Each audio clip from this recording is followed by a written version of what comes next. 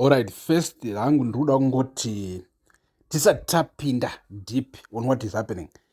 I just want to give respect kuvanhu vanokodzera respect because Zimbabwe neregime iripo yaMnangagwa. This regime in a history iri very bad. History yekurova vanhu during my protests, history yekutevera, political activists, political, people who have strong opinions and who say those opinions out loud. In a history yekuvatevera even kudzimba, in a history yekunzi pane vamwe vanhu vakatonyangariswa, vana itaidza mara, vana chichi, kuna vanhu vakatonyangariswa handiti. And kuna vanhu vakagara mujere, kuna vanhu vakaita sei. So kuona munhu akaita saLove Momaduk, Tendai Biti, munhu akaita saDouglas Monzora, munhu akaita saReverend ava nemamwe mateam maleaders echinhu chiri kupisa right now chinonzi icho sungano yevanhu. To see these things, to see these guys, it shows you kuti muZimbabwe hatizi mbwende tese. Mune vanhu vari serious about life, vari serious about their government, being held accountable. And these guys calling for nationwide marches, nationwide shutdown, demonstrations, and peaceful, of course. These guys doing that, Muria Zimbabwe, is an achievement by itself. It's a big achievement right now. And of course, the threats have already started. Of course, the intimidations have already started. So, vakomana ava right now Muria Zimbabwe tiri kunzwa kuti vari kutanga kuoneswa ma1, vari kutsvagwa nepolisi. Polisi iya pane vamwe vakatosungwa, vana beki vakatosungwa, pane vamwe vakaita sei. Asi right now tiri kunzwa the real lead, maleaders, vakomana vari kugara vakutorarama chimwe chilife chokuti vari kungodzvengana nevanhu havachatoone kuti vari kuzvifambisa sei. Chero kwavaenda muchatogona kutevera mamoves avo because they are now smart. Now vari kutoziva kuti anytime vanogona kusungwa wogariswa mujere kusvika 31 July adi yapfuura, but vakomana vari kutotamba maths dzavo very very very smart. So this is what is happening. So Muria Zimbabwe, let's get into 31 July pachayo and what has been said about it, and vanhu veZANU-PF, what they are thinking, what they are saying, what government of Zimbabwe is preparing to do, and what is actually going to happen in 31, right? Muria Zimbabwe, Chiwenga has jumped on this ship, on this bandwagon. He's taking advantage of this big day. Takuudza isusu kuti allegedly there is a meeting that happened pakati paChiwenga na Nelson Chamisa. There is a meeting that happened pakati paChiwenga and Tendai Biti and other leaders of Sungano Ivan. And right now, what is going to surprise Zimbabweans? Alright, tugenda unichidaiso. Chamisa naChiwenga kana vasangana zvechokwadi handiti vakataura. What is Chamisa going to do? What is he saying right now? Is he already singing the same song year 31 July or not? Right. So here is the truth. Here is the truth. Chamisa une grudge na Chiwenga. I hope in the meeting they've been able to squash it. But let's talk about this. Chamisa une a direct grudge na Chiwenga. That's why nguva yese Muria Zimbabwe Mnangagwa achipinzira Cape 3, Chamisa doesn't want to say much. You know why? Because you see, it's very funny. It's very, very funny. I want you to listen nicely. Look at the wave in Zimbabwe right now. Munhu wese ari kungomanyana na general. Do you understand, my Zimbabweans? These are the same people vanomhanya Chamisa, vari kumhanyana na general. Why? Because vari kukuza yavanofunga kuti ndo inogona kudii kubaya. They don't have faith kuti Chamisa can really step up akamisa chinhu ichi. As a matter of fact, they only have faith kuti kana Chamisa achita step up, he must actually step up supporting Chiwenga.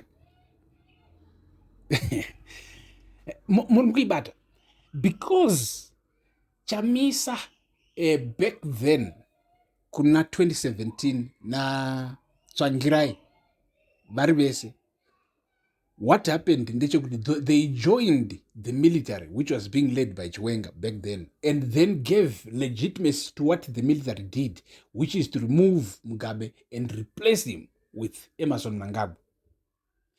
And the deal was that, because remember munhu akaita deal neopposition ndiani? Mukuru wemasoja anova Chiwenga panguva yamuna 2017. This is important because toda kuti munyatso understand context yezvinenge zvakuitika nhasi. So Chiwenga aita bvumirano nana Tsvangirai, vakabvumirana kuti guys, from now on we are going to hold free and fair elections. Uyu wamuri kuona anonzi Emerson, he is going to just be there kupedzisa term ya Mugabe. And then muna 2018 poitwa ma free and fair elections. Okay. Ndobva tauya kuna 2018. Ndobva paitwa ma elections, ma free and fair elections, because here's the thing. Vana Chiwenga, when they removed Mugabe, they thought kuti Mnangagwa, pakaona a million march, vakafunga kuti zveshuwa people love Mnangagwa. But people were just enjoying chi progress ochidoko doko icho chokuti at least tabvisa dictator rangaragara 37 years taribvisa. And that was why people were celebrating kubviswa kwa Mugabe, not because they were loving kuti takuisa Emerson. And so Emerson ndobva chauya second republic ndobva chamanya nyika yese, murangarire chichitanga kuchitendera chichida kunana Europe, chichida kupi Zimbabwe second republic open for business, tsvaga mainvestor ndokumashayo, right? So Emerson wauya, mavhotsi ndobva aitwa muna 2018. ndoda kutaridza pane grudge. Opposition ndobva zvataridza kuti opposition yedu yawina, asi ndo pakaitwa madelays, zvikazonzi chii ma11 ndokupedzisira vigwa ashayikwa kuenda kumakoti, nyaya kunonetsa vanhu kupinda mustreet kudemonstrata, masoja ndokufura vanhu pakatofa vanhu. Anditi vakomana they couldn't believe kuti apa Chiwenga chachangopinda mupawaka chavhurigwa manje, ndokuda ndo pachachabhizi chichiluta because unenge wanyatsokuvhurigwa pa uri mukuru wemasoja, unenge uchiita mari yekupiwa, chero ukapiwa yakawanda, chero ukapiwa kamwe kabusiness mukana, but unenge usina wanyatsokuvhurigwa because kana wava vice president apa una president wakazviisira iwe, its like unongovhurigwa woita madiro aJeorgina.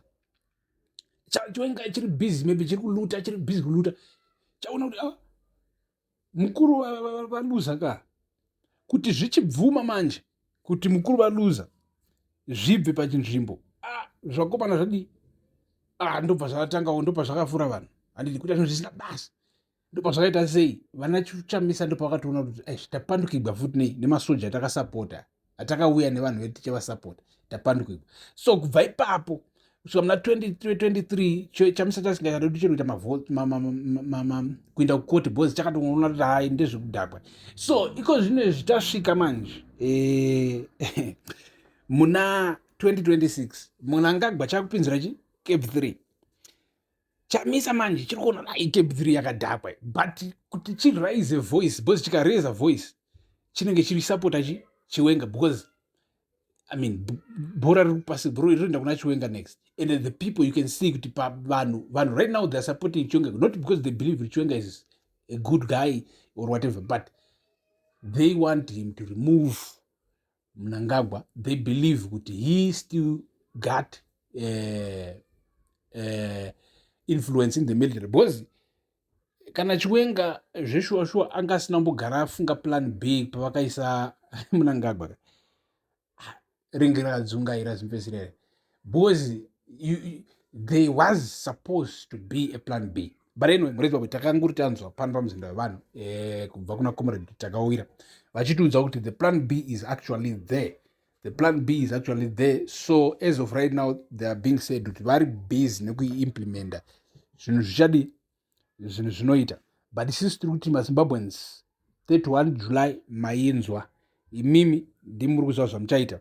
So stay tuned. Thank you for watching. Ndini wenyu Super Nexus. Peace.